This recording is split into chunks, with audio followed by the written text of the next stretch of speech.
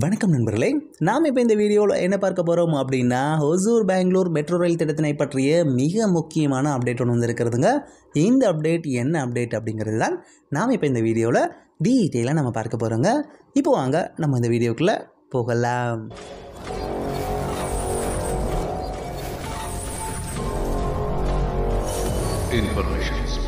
நம்ம Hosur Bangalore metro rail திட்டத்தினை பற்றிய டீட்டெயிலான வீடியோ நம்மளுடைய சேனலில் ஆல்ரெடி கடந்த ஆண்டிலே நம்ம வெளியிட்டிருக்கோங்க. சப்போஸ் நீங்கள் அந்த வீடியோவை பார்க்கல அப்படின்னா அந்த வீடியோவுக்கான லிங்க் டிஸ்கிரிப்ஷனில் இருக்குது. பார்க்காதவங்க பார்த்து தெரிஞ்சுக்கோங்க. இந்த திட்டத்திற்கு ஒரு சிறப்பு இருக்கிறதுங்க. அதாவது இந்த திட்டமானது தென்னிந்தியாவினுடைய மிக முக்கியமான திட்டம். ஏன்னா 2 மாநிலங்களை இணைக்கக்கூடிய முதல் மெட்ரோ ரயில் திட்டம் அப்படிங்கிறது இந்த திட்டத்திற்கான இந்த பெருமை அப்படின்னு நம்ம சொல்லலாங்க. இந்த திட்டத்தினை செயல்படுத்துவதற்கான கொள்கை ரீதியிலான ஒப்புதலை நம்மளுடைய தமிழக அரசும் கர்நாடக அரசும் கடந்த ஆண்டிலே அவங்க வழங்கியிருந்தாங்க. அதனைத் தொடர்ந்து இந்த திட்டத்திற்கான ஃபீஸிபிலிட்டி ரிப்போர்ட் ரெடி பண்ணுவதற்கான கன்சல்டண்டை தேர்ந்தெடுப்பதற்கான டெண்டரையும் கடந்த ஆண்டிலேயே நம்மளுடைய சிஎம்ஆர்எல் வெளியிட்டிருந்தாங்க.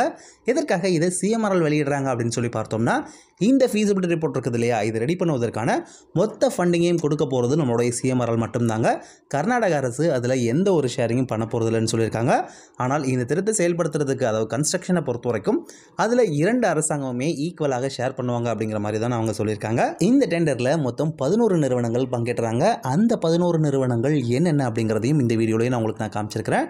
இந்த 11 நிறுவனங்களில் 5 நிறுவனங்கள் இருக்கிறதுலே குறைவாக கோட் பண்ணியிருந்தாங்க. அந்த 5 நிறுவனங்களில் யார் மிகவும் குறைவாக கோட் பண்ணியிருந்தாங்க அப்படின்னா, பாலாஜி ரயில் ரோட் சிஸ்டம் பிரைவேட் லிமிடெட் மற்றும் ஹபோ கன்சல்டன்ஸ் பிரைவேட் லிமிடெட் இவர்களுடைய ஜாயிண்ட் வெஞ்சர் தாங்க இருக்கிறதுலேயே ரொம்ப குறைவாக கோட் பண்ணியிருந்தாங்க. அதாவது 29.44 லட்சம் ரூபாயை அவங்க கோட் பண்ணியிருந்தாங்க. இந்த 29.44 லட்சத்தையுமே நம்மளுடைய சிஎம்ஆர்எல் தான் செலவிட போகிறாங்க அப்படிங்கிற மாதிரியும் நம்ம சொல்லலாங்க. ஸோ இது எல்லாமே கடந்த ஆண்டு, அதுவும் குறிப்பாக டிசம்பரில் நடந்து முடிஞ்சிருச்சுங்க. இப்போது ரீசெண்டாக, அதாவது 23 ஜனவரி 2024 நம்மளுடைய சிஎம்ஆர்எல் மற்றும் இந்த திட்டத்திற்கான கன்சல்டன்ட் இவர்கள் 2 பேரும் சேர்ந்து ஒரு கான்ட்ராக்ட் சைன் பண்ணியிருக்காங்க. ஸோ இந்த கான்ட்ராக்டில் இருந்து 6 மாதத்திற்குள்ளதாக இந்த திட்டத்திற்கான ஃபீஸிபிலிட்டி ரிப்போர்ட்டை அவர்கள் ரெடி பண்ணுவாங்க அப்படிங்கிற மாதிரியும் நம்ம சொல்லலாங்க. இந்த திட்டமானது பொம்மசந்திராவிலிருந்து ஒசூர் வரைக்கும் சுமார் 20.50 கிலோமீட்டர் தூரத்தில் வரவிருக்கிறதுங்க. இந்த 20.50 கிலோமீட்டரும் பார்த்தோம்னா 11.7 கிலோமீட்டர் தூரமானது கர்நாடகா வழியாகவும், பேலன்ஸ் இருக்கக்கூடிய 8.8 கிலோமீட்டர் தூரம் மட்டும்தான் நம்மளுடைய தமிழகத்தில் செல்லவிருக்கிறது.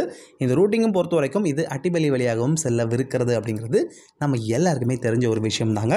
இப்போது இந்த ஃபீஸிபிலிட்டி ரிப்போர்ட்டில் என்னெல்லாம் அவர்கள் பண்ணுவாங்க அப்படின்னு சொல்லி பார்த்தோம்னா, இந்த வழித்தடத்தில் இருக்கக்கூடிய டிராஃபிக் சர்வே மற்றும் இந்த இடத்துல அடுத்து வர இருக்கக்கூடிய 30 ஆண்டுகளில் டிராவல் டிமாண்ட் எவ்வாறு இருக்கும் அப்படிங்கிறதுலாம் அவங்க ஃபோர்காஸ்ட் பண்ணுவாங்க. இந்த வழித்தடத்தினுடைய ரைடர்ஷிப்பை அவங்க எஸ்டிமேட் பண்ணுவாங்க. அதே போல் இந்த வழித்தடத்தில் எது போன்ற எம்ஆர்டிஎஸை ப்ரப்போஸ் பண்ணலாம் அப்படிங்கிறதையும் அவங்க சொல்லுவாங்க. குறிப்பாக மெட்ரோ ரயிலா, மெட்ரோ லைட்டா அல்லது மெட்ரோ நியோவா போன்ற எந்த மாதிரியான ரைடர்ஷிப்பை பேஸ் பண்ணி இவர்களை ரெக்கமெண்ட் பண்ணுவாங்க அப்படிங்கிற மாதிரியும் சொல்லலாங்க. ஸோ இந்த டிஎஃப்ஆர் ரிப்போர்ட் எப்போ ரெடி ஆகுதோ அதுக்கப்புறம் 2 மாநில அரசாங்கம் ஒப்புதலை வழங்க வேண்டும். அதற்கப்புறம் டிபிஆர் ரெடி பண்ண வேண்டும். டிபிஆர் ஒப்புதலுக்கு அப்புறம் இதற்கான டெண்டரை விட வேண்டும், கன்ஸ்ட்ரக்ஷன் பண்ண வேண்டும். இது எப்படியாக இருந்தாலுமே 2030 தாங்க இது ஒரு ஷேப்புக்கே வரும் அப்படிங்கிற மாதிரியும் நம்ம எதிர்பார்க்கலாம். இந்த திட்டம் எப்போ மக்களுடைய பயன்பாட்டிற்கு வருகிறதோ அப்போது ஒசூரினுடைய வளர்ச்சி வேறு லெவலில் இருக்கும் அப்படிங்கிறதுலையும் எந்த விதமான மாற்று கருத்துமே கிடையாதுங்க. இந்த வீடியோவில் நம்ம சொன்ன தகவல் எல்லாமே எல்லாருக்குமே யூஸ்ஃபுல்லாக இருக்கும்னு நினைக்கிறேன். இந்த வீடியோ உங்களுக்கு பிடிச்சிருந்தது அப்படின்னா லைக் பண்ணுங்கள், ஷேர் பண்ணுங்கள், மறக்காமல் நம்மளுடைய சேனலையும் சப்ஸ்கிரைப் பண்ணுங்கள். தேங்க்யூ ஃபார் வாட்சிங்.